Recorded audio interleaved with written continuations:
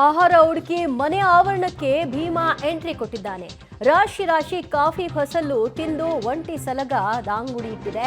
ಬೇಲೂರಿನ ಎರಕವಳ್ಳಿ ಗ್ರಾಮದಲ್ಲಿ ಈ ಘಟನೆ ಸಂಭವಿಸಿರೋದು. ಶಿವಕುಮಾರ್ ಎಂಬುವರ ಮನೆಗೆ ಕಾಡಾನೆ ಭೀಮಾ ಎಂಟ್ರಿ ಕೊಟ್ಟಿದ್ದಾನೆ. ಪರಿಣಾಮ ಆತಂಕವೂ ಆತಂಕ. ಸಿಸಿಟಿವಿಯಲ್ಲಿ ಕಾಡಾನೆಯ ಓಡಾಟದ ದೃಶ್ಯಗಳು ಕೂಡ ಸೆರೆಯಾಗಿದೆ. ಆಹಾರ ಹುಡುಕೊಂಡು ಮನೆ ಆವರಣಕ್ಕೆ ಕಾಡಾನೆ ಭೀಮಾ ಬಂದಿದ್ದಾನೆ. ನೋಡ್ತಾ ಇದ್ರಿ, ಅಲ್ಲಿರುವಂತಹ ಕಾರು ಮತ್ತೊಂದು ಏನು ಮಾಡ್ತಾನೋ ಅನ್ನೋ ಆತಂಕ ಇತ್ತು. ಅದು ಯಾವುದನ್ನು ಕೂಡ ಡಿಸ್ಟರ್ಬ್ ಮಾಡಿಲ್ಲ ಆತ.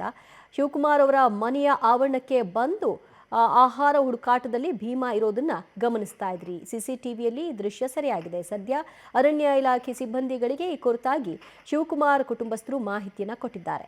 ರಾಶಿ ರಾಶಿ ಕಾಫಿ ತೋಟದಲ್ಲಿ ಓಡಾಟವನ್ನು ನಡೆಸಿದ್ರ ಪರಿಣಾಮ ಕಾಫಿ ಬೆಳೆ ಹಾನಿಯಾಗಿದೆ.